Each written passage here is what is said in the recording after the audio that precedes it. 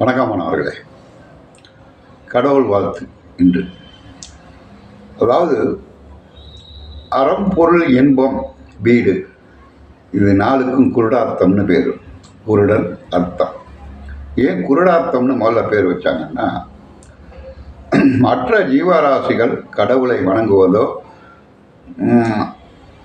முக்தி அடைய வேண்டும் என்ற எண்ணமும் மற்ற ஜீவராசிகளுக்கு கிடையாது. மனிதனுக்கு மட்டும்தான் இந்த எண்ணம் உண்டு, கடவுளை அடைய வேண்டும் என்ற எண்ணம். வள்ளுவ பெருமான் கடவுள் வாழ்த்து முதல்ல பாடத் தொடங்குகிறார். அவர் திருக்குறளை எழுதணும், 1330 குறளை எழுதணும். எழுதுறதுக்கு முன்னாடி நாம் எந்த காரியத்தை செஞ்சாலும் கடவுளை வணங்கிட்டு தான் செய்வோம். வள்ளுவரும் கடவுளை வணங்கினார். கடவுள் வாழ்த்து பாடத் தொடங்குகிறார். முதல் குறள் அகர முதல எழுத்தெல்லாம் ஆதிபவன் முதற்றே உலகன்னு எழுத தொடங்கணும். அதற்கு எவ்வளவு பெரிய ஒரு ஞானியாக இருந்தால், சிந்தனை செய்யக்கூடிய மிகப்பெரிய ஞானி, கடவுள் தான் அவர் வள்ளுவர். அறம்பொருள் இன்பம் வீடு நாளையும் பற்றி பாடணும். அறத்தை பாடுவதற்கு முன் முதலில் கடவுள் வாழ்த்து பாடத் தொடங்கினார். இது கடவுள் வாழ்த்துல என்ன சொல்றார்? முதல்ல முன்னரே இருக்கும், ஒவ்வொன்றுக்கும் ஒவ்வொரு பராவாக இருக்கும். இதை என்ன சொல்கிறார் முதல்ல அதை படிச்சுனா அப்புறம் நான் உங்களுக்கு விளக்க சொன்னேன். அதாவது கவி தன் வழிபாடு கடவுளையாதல், எடுத்துக்கொண்ட பொருட்கு ஏற்புடைய கடவுளையாதல் வாழ்த்துதல். அவற்றுள் இவ்வாழ்த்து ஏற்புடை கடவுள் என அறிக என்னை. தத்துவம் முதலிய குணங்களால் 3 ஆகிய உறுதி பொருட்கு அவற்றால் 3 ஆகிய முதற்கடவுளோடு இயைபு ஆகலான் அம்மூன்று பொருளையும் கூறாற்றுதலுக்கு அம்மூவரையும் வாழ்த்துதல் முறைமையாகலின் இவ்வாழ்த்து மூவருக்கும் பொதுப்பட கூறினார் என கொள்க. இதில் ஏதாச்சும் புரிஞ்சுதா உங்களுக்கு? அதாவது கவி அப்படி சொல்றார்.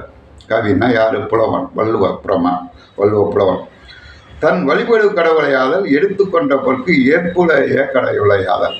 கடவுள் என்ன சார்? வழிபடு கடவுள், ஏற்புடைய கடவுள் அப்படின்லாம் இருக்கா? உங்களுக்கு தெரியுமா? வள்ளுவன் ஞானி, அவன் சொன்னால் போயிருக்காது.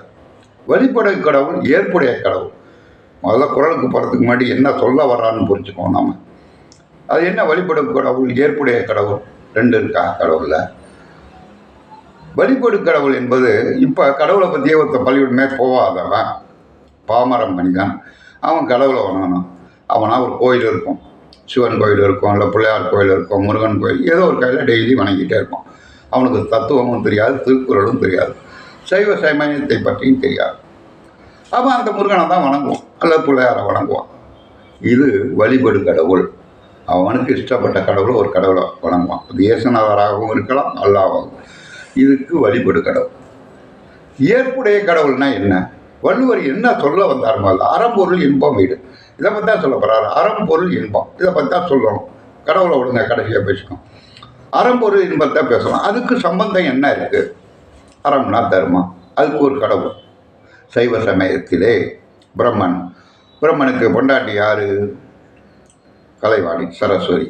அவள் என்னத்தை சொல்லிக் கொடுக்குறா? கல்வியை, அறிவை சொல்லிக் கொடுக்குறா. புரியுங்களா? அறம். கல்வி அறிவு இருந்தால் தான் தர்மத்தை பற்றி, அதுதான் ஃபஸ்ட்டு அறம். அடுத்தது பொருள், செல்வம் வேணும், மகாலட்சுமி. புரியுங்களா? மகாலட்சுமி அது யார்? பெருமாள். பொருள், மனிதன் வாழ்வதற்கு பொருள் வேண்டும். முதல்ல தர்மம் செய்யணும். தர்மம் செய்வதற்கான அறிவை கொடுப்பது யார்? பிரம்மனுடைய மனைவி சரஸ்வதி, கலைவாணி, கல்விக்கு உரியவர். அவள் கல்வியை சொல்லி கொடுத்தாதான் அப்படி தான் மனிதன் வாழணும்னு தெரியும். முதல்ல அது ஏற்புடைய கடவுள்ங்கிறார். இப்போ இதுக்கு இங்கே சம்மந்தம் இருக்கா? அறத்துக்கும் கலைவாணிக்கும் சம்பந்தம் இருக்குது, கல்விக்கும். புரியுங்களா? அறம். அடுத்தது பொருள், செல்வத்துக்கு சம்பந்தம் யார்? மகாலட்சுமி. புரியுங்களா? அறம்பொருள் இன்பம் ஜாலியாக இருக்கிறது யார்? காளி. காளிங்கிறத உமையவர், பராசக்தி. படைத்தல், காத்தல், அழித்தல். அதாவது நல்லா புரிஞ்சுக்கணும், ஒரு மனுஷன் குழந்தை பிறந்தது, இது படைத்தல். காத்தல் யார்? பெருமாள். மனைவி யார்? மகாலட்சுமி. காக்கிறவன் யார்? காத்தாதானே, பொருள் சேர்த்து காத்தாதானே. அப்போ காக்கிறவன் யார்? பெருமாள். அவன் மனைவி மகாலட்சுமி. அழித்தல்ங்கிற யார்? உமையவர். புரியுங்களா? பராசக்தி, ஈஸ்வரன் மனைவி. இந்த அறம்பொருள் இன்பத்துக்கும் இந்த 3 கடவுளுக்கும் தொடர்பு இருக்குது. நல்லா புரிஞ்சுங்க. இவர் சொல்ல போகிற விஷயம் அறம்பொருள் இன்பம் தான். அறம்பொருள் இன்பம் வீடுனா கடவுளை அடைக்கும். அதை விடுங்க. அறம்பொருள் இன்பத்தை ஒரு மனிதனுக்கு போதிக்க போகும்போது இந்த 3க்கும் அறம்பொருள் இன்பம், படைத்தல், காத்தல், அழித்தல், இந்த 3க்கும் சம்பந்தம் உள்ள கடவுள்கள் சைவ சமயத்திலே உண்டு. தமிழன் தான் வள்ளுவன், தமிழில் தான் குறள் எழுத போகிறாரு. அப்போ தமிழன் யார்? சைவ சமயத்தை போற்றுபவன். அவர் அந்த குறளை எழுதுறதுக்கு முன்னாடி இந்த 3 கடவுளுக்கும் தொடர்பு ஆதலால் அதான் அந்த பாராவில் எழுதுவார் அவர் பத்தியில். இந்த 3 கடவுளுக்கும் தொடர்பு ஆதலால் ஏற்புடைய கடவுளை வணங்கி அவர் பாடத் தொடங்கினார். இதுதான் இந்த பாராவில் குறிப்பிடார். வழிபடு கடவுள், ஏற்புடைய கடவுள். வழிபடு கடவுள்ங்கிறவன் அன்றாடம் பாமர மக்கள் படிக்க தெரியாதவன் கடவுள் இருக்கிறார் என நம்பி ஏதோ ஒரு கடவுளை வணங்குவான். இது வழிபடு கடவுள். ஏற்புடைய கடவுள் என்றால் படைத்தல், காத்தல், அழித்தல், இந்த 3 தொழில் நடந்துக்கிட்டே இருக்கு. மனுஷன் பிறக்கிறான், கொஞ்சம் காலம் வாழ்றான், பிறகு இறக்கலாம். அப்போ 3 கடவுள்களுக்கும் சம்பந்தம் இருக்கிறது. எனவே அந்த 3 கடவுளுக்கும் இவர் சொல்ல போகிற அறம்பொருள் இன்பத்துக்கும் சம்பந்தம் இருக்கு. எனவே இவர் ஏற்புடைய கடவுளை வணங்குறார். இதுதான் ஃபர்ஸ்ட் இந்த பாராவில். அடுத்தது அகர முதல எழுத்தெல்லாம் ஆதிபவன் முதற்றை விடவும் தொடங்க போகிறார். இது மிகப்பெரிய விஷயம். பல வீடியோவில் நானே போட்டிருக்கேன். இது சுமார் 1 மணி நேரம் பேசக்கூடிய ஒரு விஷயம். மாணவர்கள் புரிந்து கொள்ள வேண்டாம். ஏதாச்சும் ஒன்று தெரிஞ்சாலும் அதை ஆணித்தரமாக தெரிஞ்சுக்கணும். சும்மா எனக்கு திருக்குறள் தெரியும், அகர முதல எழுத்தெல்லாம் ஆதிபவன் எழுத்து, குறளை நான் மாற்றி சொல்லுவேன், திருப்பி சொல்லுவேன்.